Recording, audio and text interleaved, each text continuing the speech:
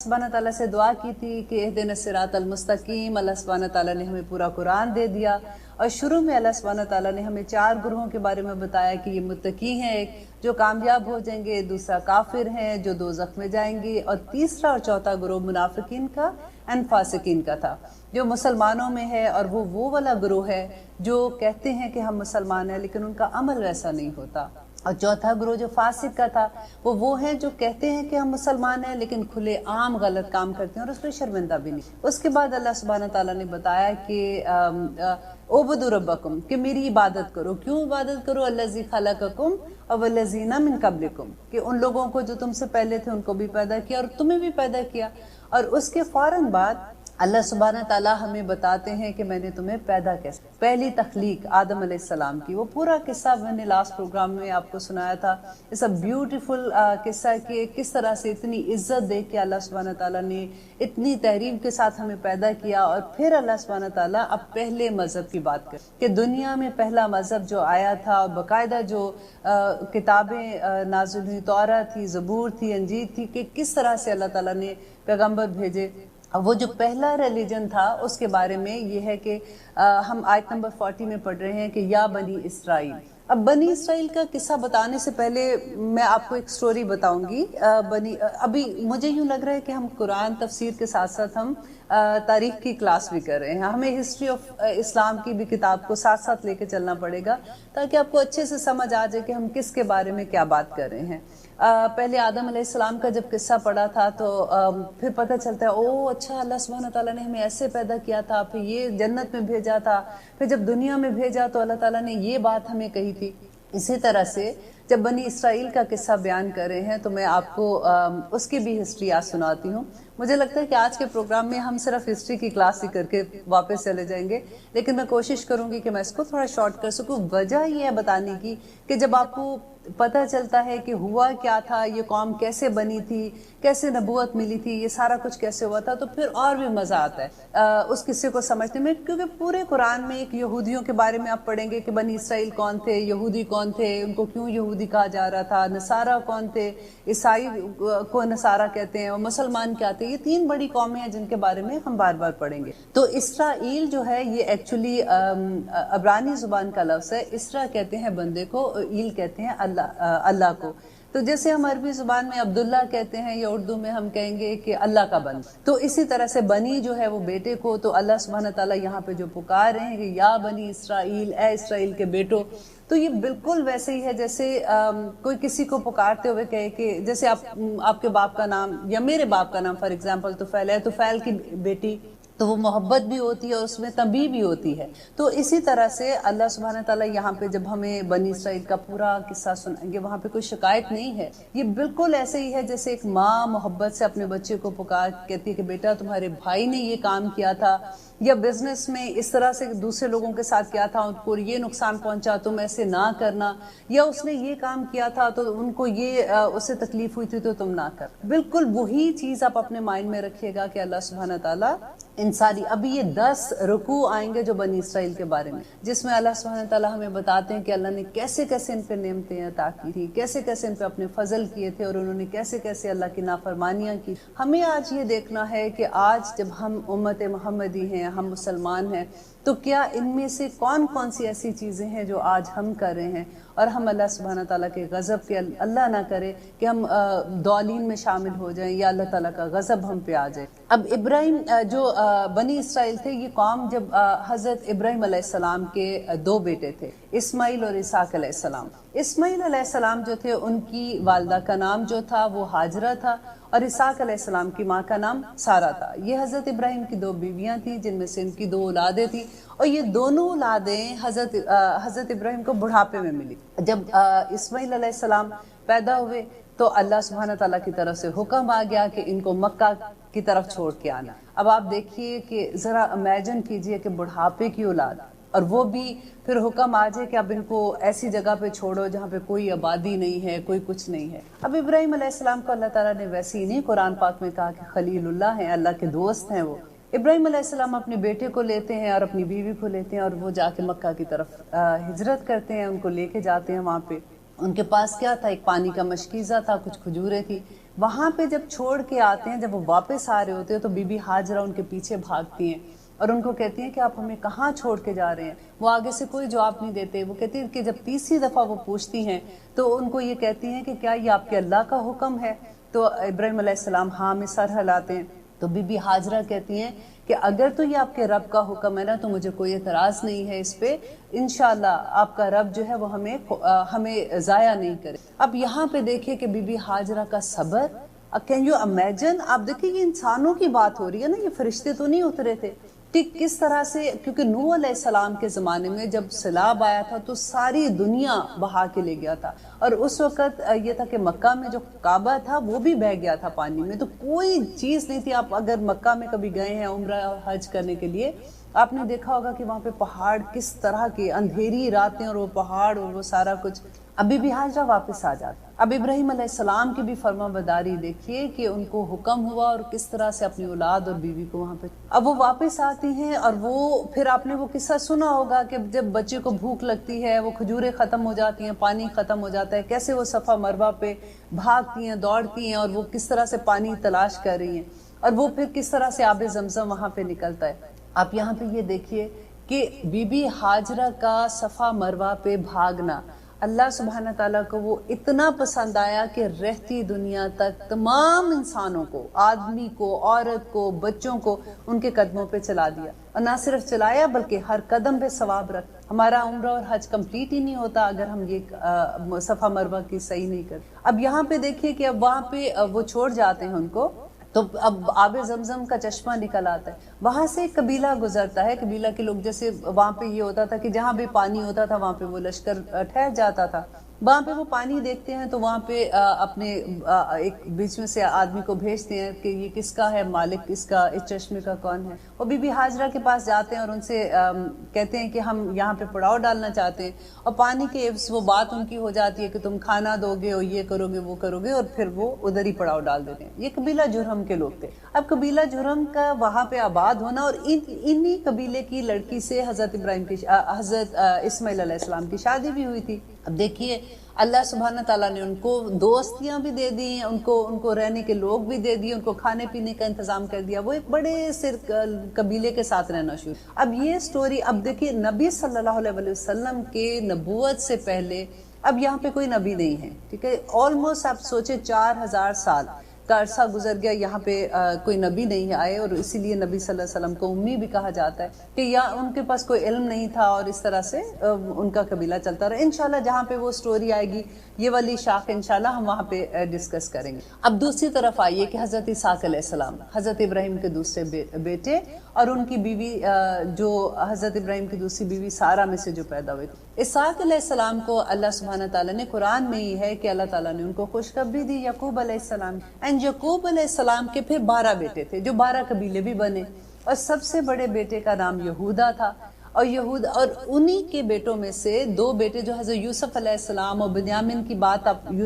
سورہ یوسف میں پڑھیں گے تو 10 بیٹے ان کے ایک دوسری بیوی میں سے تھے، اور یہ جو 2 بیٹے تھے یوسف علیہ السلام اور بنیامین تھے، یہ دوسری بیوی میں سوتیلے بھائی تھے. یوسف علیہ السلام بہت خوبصورت بھی تھے، چھوٹے بھی تھے. حضرت یعقوب علیہ السلام بہت پیار بھی کرتے تھے. اب جو دوسرے 10 بھائی تھے وہ ان میں تھوڑی سی جیلسی ہو گئی. انہوں نے کہا کہ یہ باپ جو ہے ہمارا جب سے یہ پیدا ہوا ہے سارا دھیان اس کو دیتا ہے، اسے محبت کرتا ہے، ہمیں نہیں پیار کرتا، تو ہم یوں کرتے ہیں کہ ہم اس کو لے جاتے ہیں اور جا کے اس کو ہم کہیں گے کہ اس کو بھیڑیا کھا گیا، اس کو مار دیتے. یہ 10 بھائی پلان کر رہے ہیں. اب وہ جاتے ہیں حضرت یعقوب علیہ السلام کے پاس، ان کو کہتے ہیں کہ ہم اپنے بھائی کو ہم جا رہے ہیں، جیسے آج کل کے زمانے میں آپ یہ سوچ لیں کہ پکنک پہ جا رہے ہیں اور ہم اس کو بھی ساتھ لے جانا چاہتے ہیں. حضرت یعقوب علیہ السلام نہیں بھیجنا چاہتے تھے، وہ ڈرتے تھے. اور قرآن میں یہ آتا ہے کہ وہ ان کو کہتے ہیں کہ مجھے ڈر لگتا ہے یہ چھوٹا کہ اس کو بھیڑیا نہ کھا جائے. وہ کہتے ہیں کہ ہم تو 10 بھائی ہیں اور اتنا بڑا جتھا ہے، ہم اتنے مضبوط ہیں،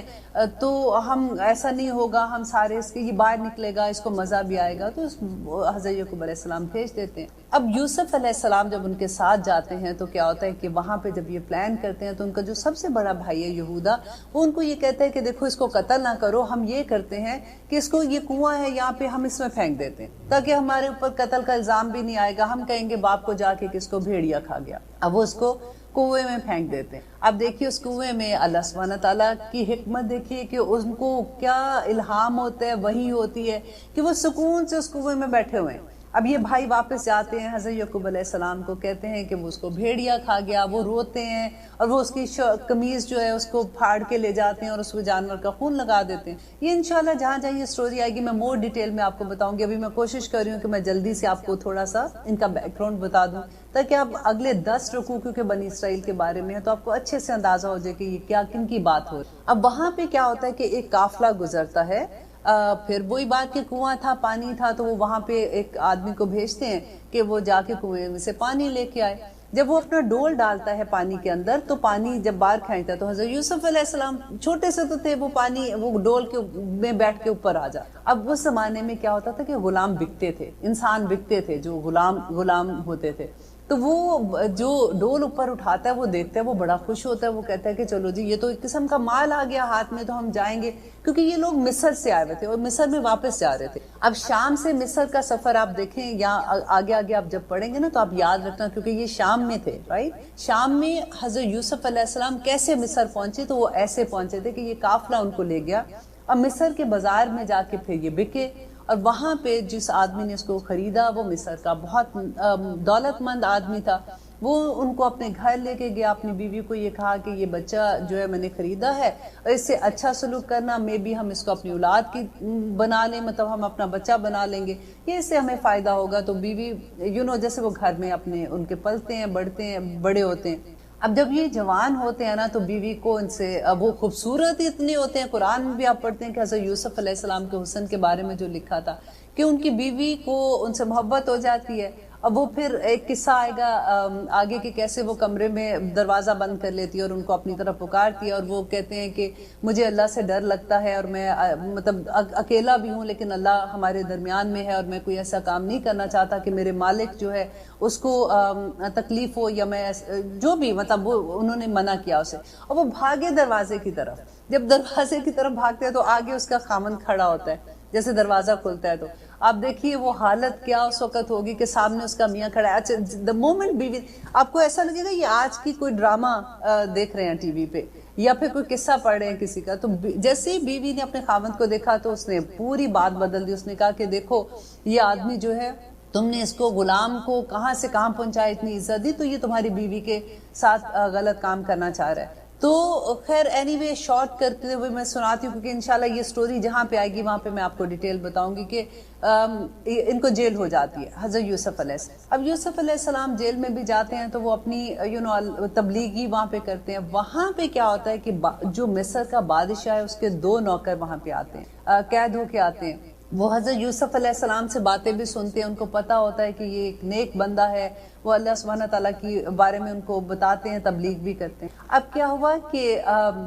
हुआ ये आप सुनते रहिए, लेते हैं छोटी सी ब्रेक, फिर इंशाल्लाह आपको ये किस्सा मैं आगे लिख। आप सुन रहे हैं कुरान मेरी जिंदगी, हम किस्सा सुन रहे हैं बनी इसराइल का कि वो क्या थे और कैसे वो मिस्र तक पहुंचे। अब यूसुफ अलैहिस्सलाम जब कैद में थे तो वो जो 2 कैदी हैं जो बादशाह के गुलाम थे वो वहां पे थे और वहां पे क्या होता है कि उनको उनमें से एक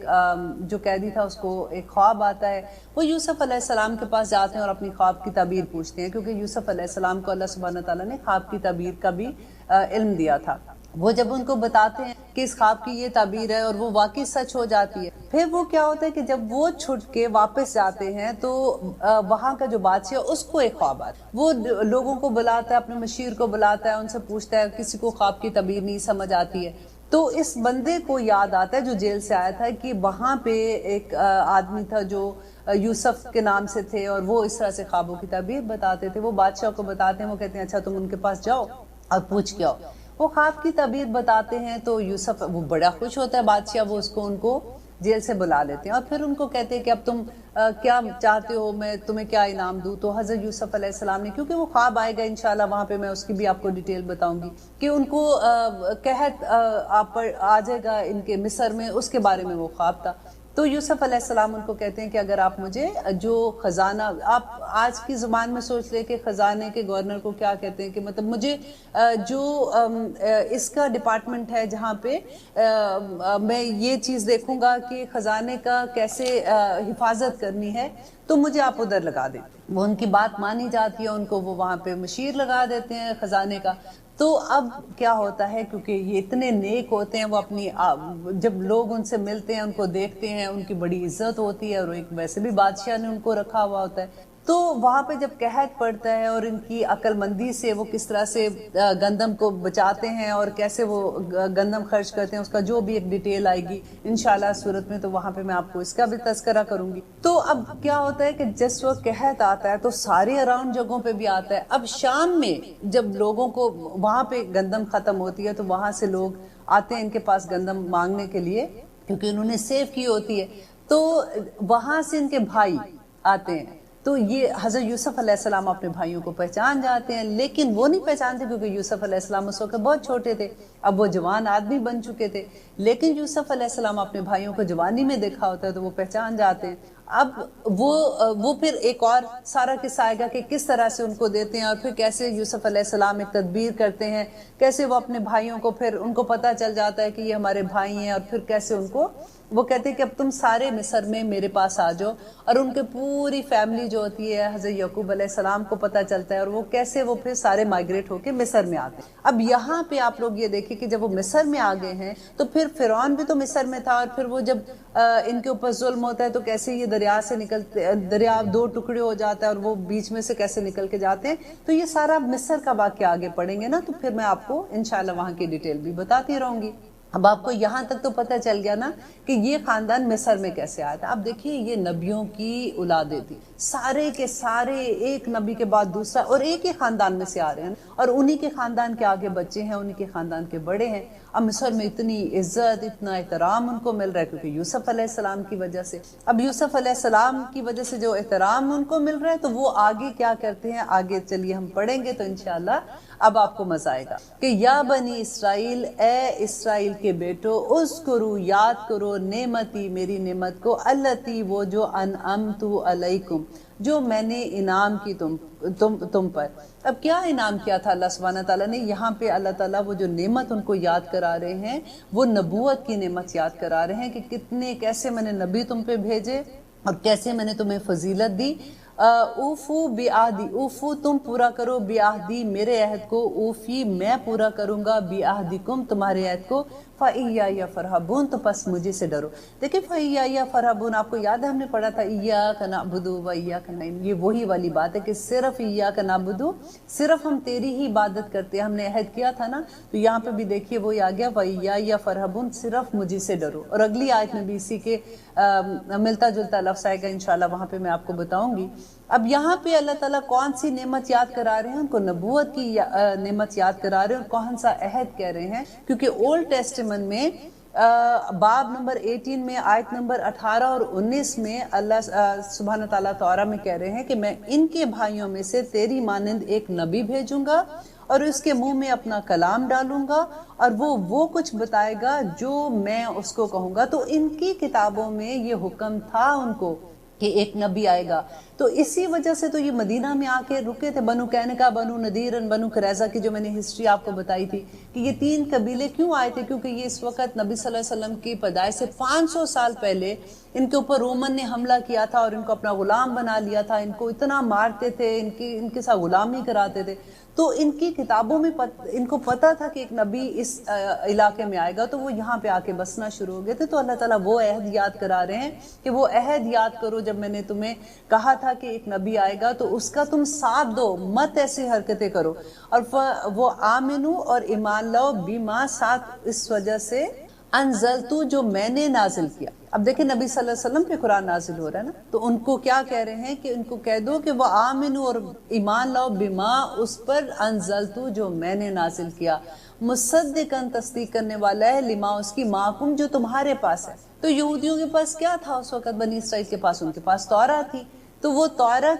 کی بھی انزلتو جو میں نے نازل کیا، اللہ نے کیا نازل کیا تھا نبی صلی اللہ علیہ وسلم؟ قرآن پاک۔ یہاں پہ دیکھیے وہ لوگ جو یہ کہتے ہیں نا کہ کوئی ضرورت نہیں ہے، جو بھی ریلیجن کا ہے وہ اپنے ریلیجن میں رہے، پھر بھی یہ ہو جائے گا وہ جو، یہاں پہ آپ یہ دعویٰ جب ہم کبھی کسی کو کرتے ہیں نا، جو لوگ بھی کرتے ہیں، اگر کبھی یہودی سے آپ کی بات ہوتی ہے، کبھی کسی کو بتانا ہو تو آپ یہ آیت یاد کر لیں، اور یہ آیت آپ کوٹ کر سکتے ہیں کہ اللہ سبحانہ تعالیٰ نے کہا کہ انزلت مصدقا لما معکم، کہ وہ اس پر ایمان لاؤ جو میں نے نازل کیا تم پر، اور جو تصدیق کرنے والا ہے جو تمہارے پاس ہے۔ ولا تکونوا اول کافر بھی، اور پہلے کافر انکار کرنے والے مت بن جاؤ، کیونکہ یہودی جو تھے وہ صاحب علم تھے۔ اب مدینہ کے لوگوں کو تو یہ پتا تھا، کیونکہ وہاں پہ 2 قبیلے تھے، اوف خزرج تھے، ان کے پاس تو علم نہیں تھا، ان کو یہ پتا تھا کہ ان کے پاس تو آسمانی کتاب ہے۔ اگر یہ نبی صلی اللہ علیہ وسلم پر یقین لے آئیں گے، کیونکہ نبی صلی اللہ علیہ وسلم بھی وہی بات کہہ رہے ہیں، اللہ سبحانہ تعالیٰ کی بتا رہے، جبرائیل علیہ السلام وہی لے کے آتے ہیں،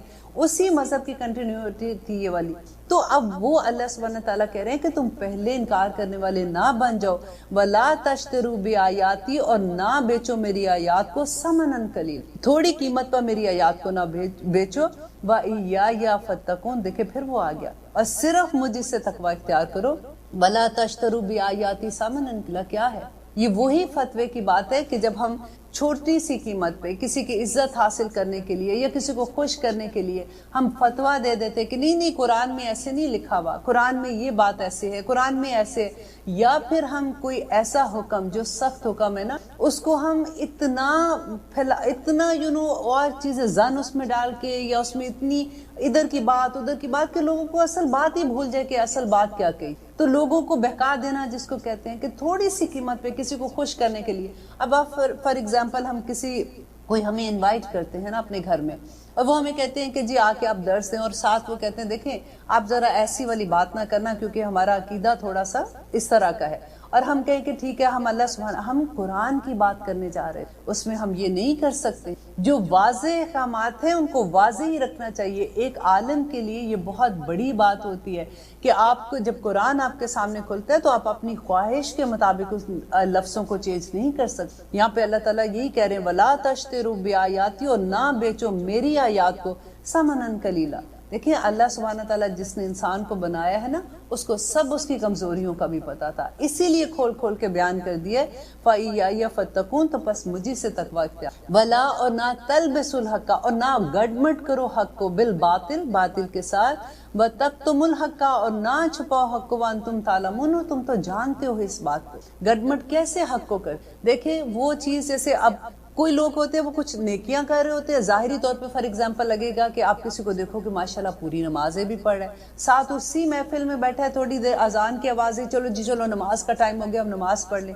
اور وہ دیکھنے میں بھی اچھے لگ رہے ہیں، پھر واپس آ کے بیٹھتے ہیں تو کسی کے بارے میں چغلی بھی لگا دی ہے، کسی کے بارے میں کوئی ایسی بات بھی کر دی ہے، تو گڑمڑ ہو گیا نا، کبھی سمجھ نہیں آتی کہ یہ تو اتنے نیک لوگ ہیں، اب یہ بھی کر رہے ہیں، تو وہ بھی وَلَا تَلْبِسُوا الْحَقَّ بِالْبَاطِلِ، اور نہ گڑمٹ کرو حق کو، سچائی کو باطل کے ساتھ نہ ملاؤ، وَتَكْتُمُوا الْحَقَّ، اور نہ چھپاؤ حق کو۔ جو حق ہے وہ حق ہے، جیسے کہتے ہیں جنت حق ہے، دوزخ حق ہے، قیامت حق ہے، ہر چیز یہ حق ہے۔ اللہ سبحانہ تعالیٰ نے بہت واضح طور پہ بتا دی، یہ صرف بنی اسرائیل کے لیے نہیں ہے، یہ آج کے مسلمان کے لیے بھی یہی بات ہے کہ ہمیں دیکھنا ہے کہ ہم کہاں پہ حق کو اور باطل کو آپس میں ملا رہے ہیں۔ ہم درمیان کا راستہ کہتے ہیں نا کہ نہیں بڑی آسانی، بس درمیان کا راستہ پکڑو، ایسے تو نہیں ہو سکتا، ہم ایسی زندگی تو نہیں گزار سکتے۔ تو وَلَا تَلْبِسُوا الْحَقَّ بِالْبَاطِلِ وَتَكْتُمُوا الْحَقَّ وَأَنْتُمْ تَعْلَمُونَ، تم جانتے ہو۔ وَأَقِیمُوا الصَّلَاةَ، اور نماز قائم کرو۔ دیکھیے یہ حکم کس کو دیا جا رہا ہے؟ یہ اس وقت ان کی توراہ میں بھی یہی حکم دیا گیا تھا، یہ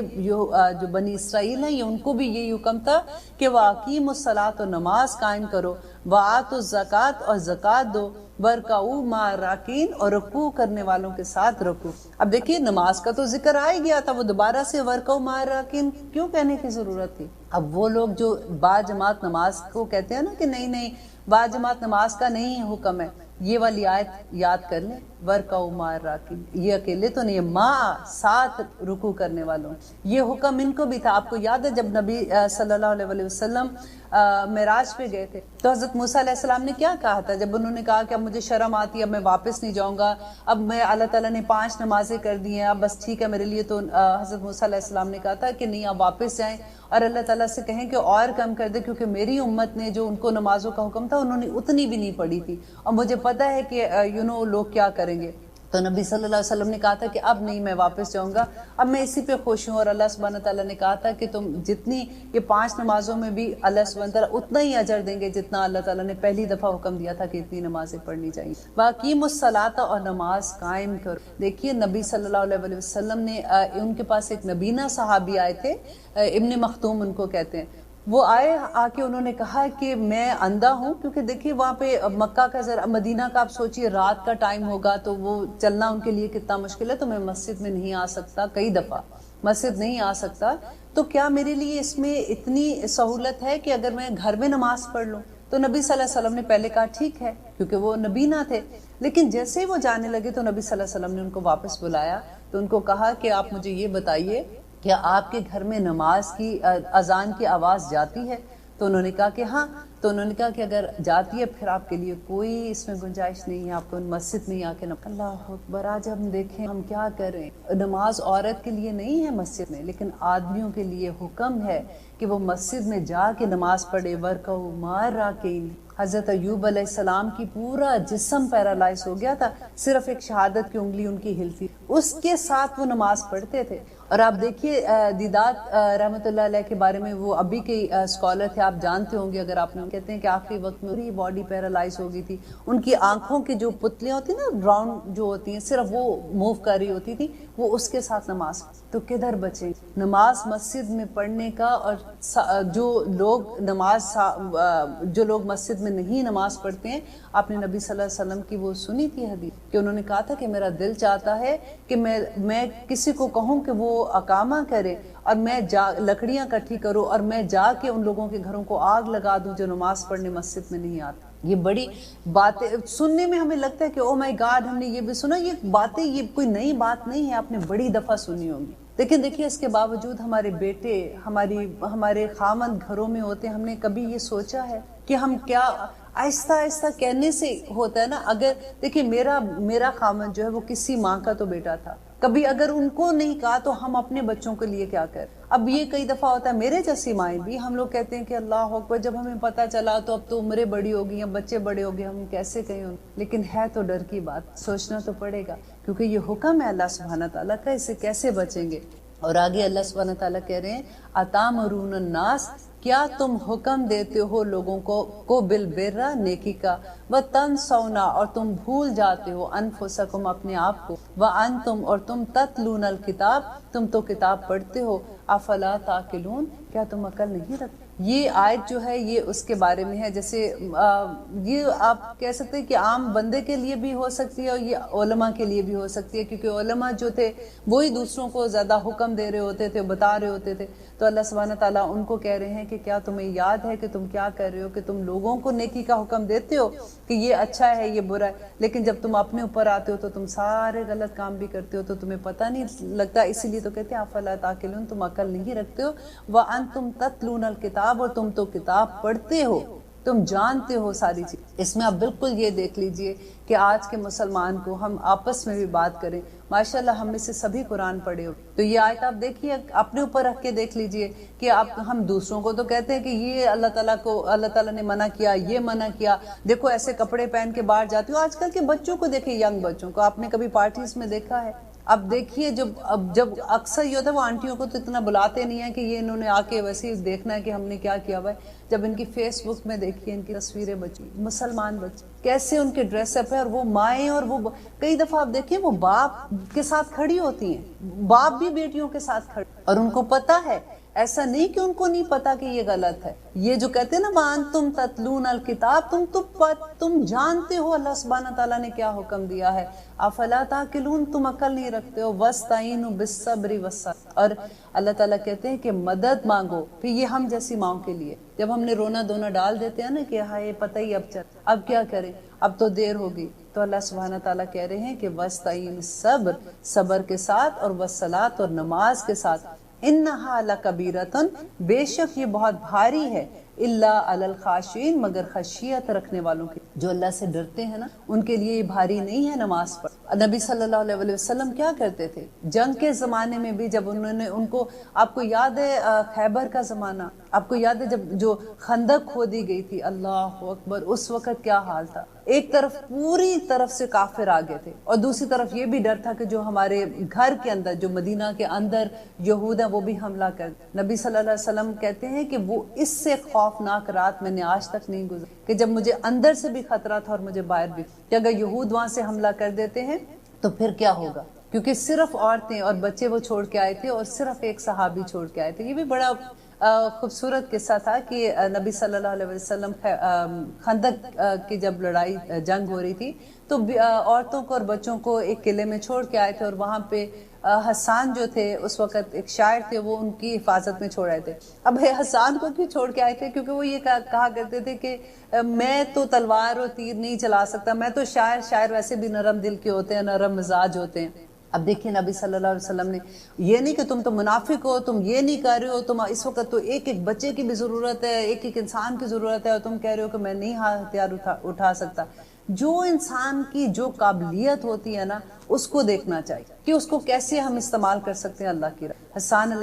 جو تھے صحابہ تھے، تو یہ جب کفار نبی صلی اللہ علیہ وسلم کے بارے میں غلط اشعار کہتے تھے، کیونکہ وہ اہل زبان تھے، تو ان کی شاعری اتنی کہتے کہ اچھی ہوتی تھی اس زمانے میں کہ تو مسلمانوں میں سے ہی ان کو جواب دیتے، اور نبی صلی اللہ علیہ وسلم کو یہ بہت پسند تھے۔ اب ان کو عورتوں اور بچوں کی حفاظت کے لیے ایک آدمی کو چھوڑ گئے۔ اب کیا ہوا کہ جب یہودی جو تھے وہاں پہ، انہوں نے بنو نذیر کا قبیلہ تھا، انہوں نے کیا کہا کہ وہ مل گئے ان کے ساتھ، کفار کے ساتھ مل گئے۔ یہ انشاءاللہ جب ان کا قصہ آئے گا تو میں آپ کو سناؤں گی کہ کیا ہوا تھا ایکچولی، کیسے وہ ان کے ساتھ ملے تھے۔ ان کے ساتھ جب مل گئے، انہوں نے عہد شکنی کا ارادہ کر لیا، تو ایک آدمی کو بھیجا دیکھنے کے لیے کہ ذرا دیکھ کے آؤ کہ کیا سچویشن ہے۔ اب وہاں پہ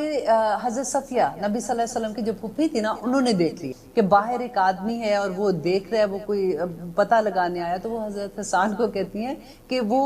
یہ بہتر یہ ہے کہ تو اس آدمی کو یہیں قتل کر دیا جائے، اس کو مار دیا جائے، تاکہ یہ جا کے جب ان کو اطلاع دے گا کہ یہاں تو کوئی ہے ہی نہیں بچا ہوا، صرف عورتیں اور آدمی، اگر انہوں نے حملہ کیا تو ساری عورتیں اور آدمیوں کو، بچوں کو ختم کر دیں گے۔ حضرت حسان نے کہا کہ میں تو تلوار نہیں اٹھا سکتا ہوں، آپ ہسٹری پڑھے بہت مزہ آتا ہے، میں تو تلوار نہیں اٹھا سکتا ہوں، میں کہاں اس کو ماروں گا۔ تو حضرت صفیہ کہتے ہیں کہ انہوں نے خود سے اپنے آپ کو کور کیا پوری طرح سے، اور ایک ڈنڈا اٹھا لیا اور لے کے، کیونکہ رات کا ٹائم تھا، سردی، کیونکہ خندق کا زمانہ، اللہ اکبر، جب آپ خندق کی جنگ پڑھیں گے نا تو آپ کو پتہ چلے گا کہ اتنی ٹھنڈ تھی جس کی حد نہیں، کہ کہتے ہیں کہ اور اندھیری رات تھی کہ بندہ بندے کو سجائی نہیں دے رہا تھا۔ حضرت صفیہ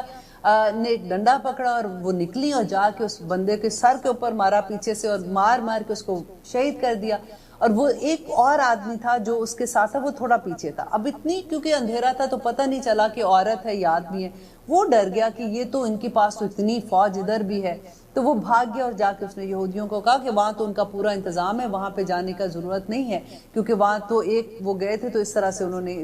اس کو مار دیا۔ تو وہ لوگ ڈر گئے اور وہ نہیں آئے۔ تو نبی صلی اللہ علیہ وسلم کو جب پتہ چلا وہاں پہ فوراً کس طرح سے سچویشن ہے، تو انہوں نے وہاں سے کچھ لوگوں کو بھیجا کہ جا کے ان کی حفاظت کرے، لیکن وہ رات ایک خوفناک رات تھی کہ ایک طرف پورے کفار اور ڈفرینٹ دوسرے قبیلوں کے ساتھ مل کے دوسری طرف حملہ کرنے کو پورے تیار ہو، یہاں سے یہودی حملہ کرنے، لیکن اللہ تعالیٰ نے پھر آخر میں ان کو فتح دی۔ اور وہ کیسے دی کہ وہ کہتے کہ وہ پوری رات پھر اللہ سبحانہ تعالیٰ کے آگے اور رو رو کے دعائیں کی، اور صحابہ کہتے ہیں کہ یہ وہ رات تھی جس میں منافقت بھی کھل کے سامنے آ گئی۔ لوگوں نے کہا کہ یہ کیسا نبی، انہوں نے تو ہمیں کیسر و کسرا کی خبریں دی تھی کہ ہم وہ فتح کریں گے، آج تو ہم باتھ روم میں بھی جانے کے لیے جیسے وہ باہر ہی جاتے تھے نا، کہ ہم تو وہاں تک بھی نہیں جا سکتے، ہمیں خوف کا وہ عالم ہے، تو یہ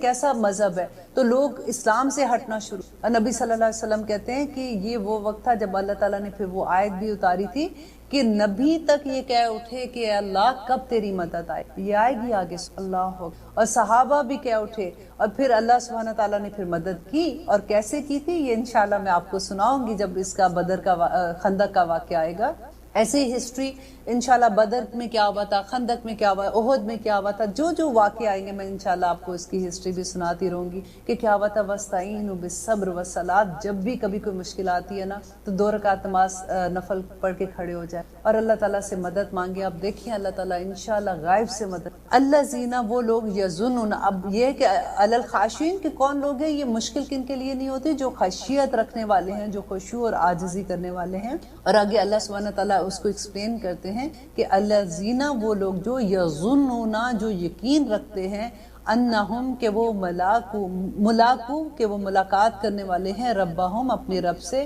وانہم، اور بے شک وہ الیہ، اسی کی طرف، راجعون، جان۔ یہ وہ لوگ ہیں جن کو یقین ہے دا ڈے آف ججمنٹ۔ دیکھیے جس کو ڈے آف ججمنٹ کا یقین ہوگا نا وہی نیک کام کرے گا، جس کو یہ پتہ ہوگا کہ حساب دینا ہے، کیونکہ اللہ تعالیٰ نے قرآن پاک میں کہا کہ یوم یقوم الروح والملائکۃ لا یتکلمون الا من اذن له الرحمن وقال صوابا۔ یہ اللہ تعالیٰ نے بتایا کہ وہ دن ایسا ہوگا کہ جس میں روحیں اور ملائکہ صف بصف اللہ سبحانہ تعالیٰ کے سامنے، لا یتکلمون الا من اذن له الرحمن، کہ کوئی انسان، کوئی روح، کوئی بھی اللہ سبحانہ تعالیٰ سے بات بھی نہیں کر سکتا مگر سوائے اس کے جس کو اللہ اجازت۔ ذالک الیوم الحق، کہ یہ حق دن ہے، یہ ہو کے رہنے والا دن ہے۔ اور پھر کہتے ہیں اللہ سبحانہ تعالیٰ کہ یوم ینظر المرء ما قدمت یداہ ویقول الکافر یا لیتنی کنت ترابا، کہ انکار کرنے والے لوگ جو ہے نا وہ کہیں گے کہ کاش میں مٹی ہو جاتا، میں مر جاتا، میں مٹ جاتا، آج میں یہ دن نہ دیکھتا۔ یہ قرآن میں اب پڑھ کے تو دیکھ لیتے ہیں چھوٹی سی بریک، انشاءاللہ واپس۔ آپ دیکھ رہے ہیں قرآن میری زندگی، ہم کر رہے ہیں آیت نمبر 47۔ یا بنی اسرائیل، اے بنی اسرائیل، اذکروا، یاد کرو، نعمتی، میری نعمت کو، اللتی، وہ جو انعمت علیکم، جو میں نے انعام کی تم پر، وانی، اور بے شک میں نے، فضلتکم، فضیلت دی تم کو، علی العالمین، تمام جہانوں پر۔ یہ آیت آپ بار بار سنیں گے کہ اللہ تعالیٰ ان کو یاد کرا رہے ہیں کون سی نعمت، جو نبوت کی نعمت دی، اور اللہ تعالیٰ کہہ رہے ہیں کہ وانی فضلتکم، اور بے شک میں نے تمہیں فضیلت عطا کی، علی العالمین، تمام جہانوں پر۔ اتنی رحمتیں اللہ سبحانہ تعالیٰ کی، وہ بار بار اللہ سبحانہ تعالیٰ اپنا ذکر کرتے ہیں کہ کیا کیا میں نے نعمتیں عطا کی۔ اور آج آپ مسلمانوں کو بھی تو دیکھیے ہم پہ اللہ سبحانہ تعالیٰ کی کیا کیا نعمتیں ہیں، بالکل اسی طرح سے ایک ایک آیت اپنے اوپر رکھ کے دیکھیے۔ اللہ تعالیٰ کہتے ہیں کہ واتقوا، اور ڈرو، یومن، اس ایک دن سے، لا، یومن دیکھیں یہاں پہ نکرہ ہے، یومن وہ ایک دن، لا، نہ، تجزی، کام آئے گا، نفسن، یہاں پہ نفس بھی نکرہ ہے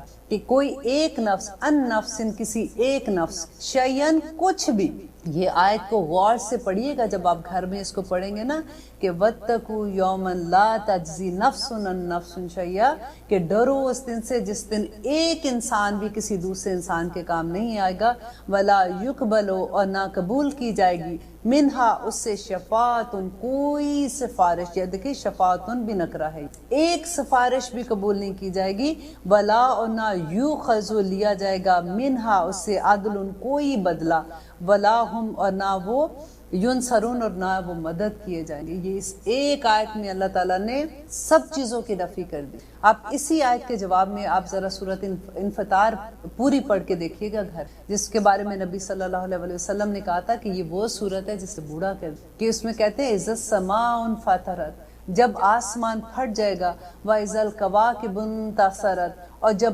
ستارے جھڑ جائیں گے، وَإِذَا الْبِحَارُ فُجِّرَتْ، اور جب سمندر بہ نکلیں گے، وَإِذَا الْقُبُورُ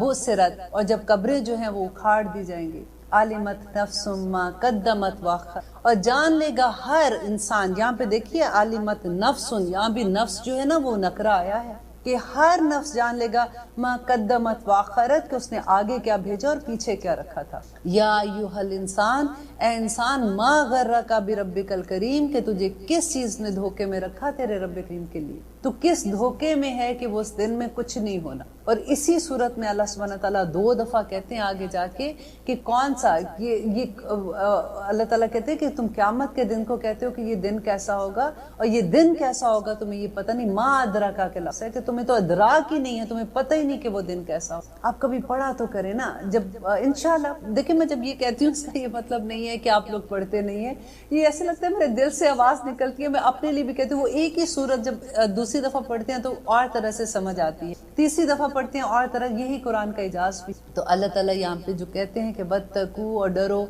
यौमन, उस दिन से, ला तजजी, ना काम आएगा नफ्सुन नफ्सिन, किसी नफ्स के, शैन, कुछ भी। कि अगर हमें ये लगता है ना कि कोई आके हमारी सिफारिश कर देगा, तो यहाँ पे देखिए वो रद्द आ गया है कि कोई नफ्स किसी की सिफारिश नहीं करेगा। वला युकबलो, ना कबूल की जाएगी, मिनहा, उससे, शफाअतुन, कोई सिफारिश, वला युखज़ु मिनहा अदलुन, और ना ही कोई बदला दिया। कुरान में ही अल्लाह सुब्हानहू व तआला कहते हैं कि उस दिन कोई चीज हमारे पास हम देंगे भी क्या। देखिए बदला जो है ना, उस दिन सिर्फ हम हमारे अमाल होंगे, जो नेक अमाल हम लेके जा रहे हैं वही होंगे ना। और हमारे पास कितनी को नेकियां होंगी, मारी बांधी तो वैसे ही मासूम सी नेकियां लेके जाएंगे। और ऊपर से अगर कोई आ गया जिसका हमने हक ना दिया होगा, जिसका हमने हक ना दिया होगा, जब वो हक मांगने आ जाएगा तो अल्लाह सुब्हानहू व तआला के सामने कहते हैं कि फरिश्तों को अल्लाह सुब्हानहू व तआला हुक्म देंगे कि इसके अंदर से इसकी नेकियां उसके अंदर डाल दो, जितना इसने दूसरे का हक नहीं दिया हुआ किसी। आखिर में वो बंदा बिल्कुल कहते हैं खाली। तो वला युखज़ु मिनहा अदलुन वला हुम युनसरून, और ना ही वो मदद। अल्लाह अकबर। वाइज़, और जब नजैनाकुम, नजात दी हमने तुमको, मिन आल फिरौन, फिरौन से। अब देखिए ये वाली आयत में, अब मैंने आपको जो शुरू में एक स्टोरी सुनाई थी बनी इसराइल की, कि वो मिस्र में कैसे पहुंचे थे, और मिस्र में क्या हुआ था कि अब मिस्र में जब वो आ गए थे, अब उनको बड़ी इज्जत मिल रही थी हज़रत यूसुफ अलैहिस्सलाम की वजह से। और अब क्या था, ऐसा ऐसा जब यूसुफ अलैहिस्सलाम फौत हो गए, उसके बाद इन लोगों में फिर से बिगाड़ आना शुरू हो गया। इनकी हरकतें जो हैं वो आहिस्ता आहिस्ता वो उस तरह की होना शुरू हो गई कि दूसरी कौमों ने उनके ऊपर कहते हैं कि फिरौन जो था वो, उन्होंने इनको गुलाम बना लिया अपना। अब वो क्या करता था, देखिए अब इतनी ये भी डर वाली आयात हैं आगे कि वाइज़ नजैनाकुम मिन आल फिरौन, और जब हमने नजात दी तुमको, मिन आल फिरौन, फिरौन से, यसुमूनकुम, वो तकलीफ देते थे, सू अल अजाब, बहुत सू कहते हैं गंदा, बुरा अजाब, जो तकलीफ दे अजाब ना, सू अल अजाब, बुरे अजाब से, युज़ब्बिहूना अबनाकुम, वो तुम्हारे बेटों को ज़बा कर देते थे, वह यस्तहयूना, और वो जिंदा छोड़ देते थे, निसाकुम, तुम्हारी औरतों, वफी ज़ालिकुम बलाउन, और इसमें बहुत बड़ी आजमाइश थी, मिन रब्बिकुम, तुम्हारे रब की तरफ से, अजीम, अजीम, रब अजीम की तरफ से। देखिए ये क्या करते थे। अब देखिए अभी आजकल के ज़माने में आप देखिए मुसलमानों को, आपने ये सुना है ना कि अल्लाह अकबर, कि जिन मुल्कों में ऐसे हो रहा है कि औरतों के साथ ज्यादती करते हैं, वो बॉर्डर पे बैठे हुए हैं, ना उनको बाहर निकलने देते हैं, मुसलमानों को उन्होंने अपना गुलाम एक किस्म का बना लिया हुआ है। मैं किसी का देख रही थी मैसेज कि उन्होंने पूछा, ये फतवा पूछा कि इस्लाम में खुदकुशी हराम है, लेकिन क्या हम जो औरतों के साथ यहाँ पे जुल्म हो रहे हैं, क्या हम अपनी इज्जत बचाने के लिए खुदकुशी कर सकते? क्या इस्लाम हमें इसकी इजाज़त देता है? अल्लाह अकबर। ये बात पढ़ के ऐसे लगता है, ये कहना जितना आसान है, आप सोचिए जिसने ये लफ्ज पूछा होगा कि क्या हम ऐसे कर सकती हैं, वहाँ पे औरतों का क्या हाल। आज बिल्कुल ये कुछ नहीं हो रहा क्या मुसलमान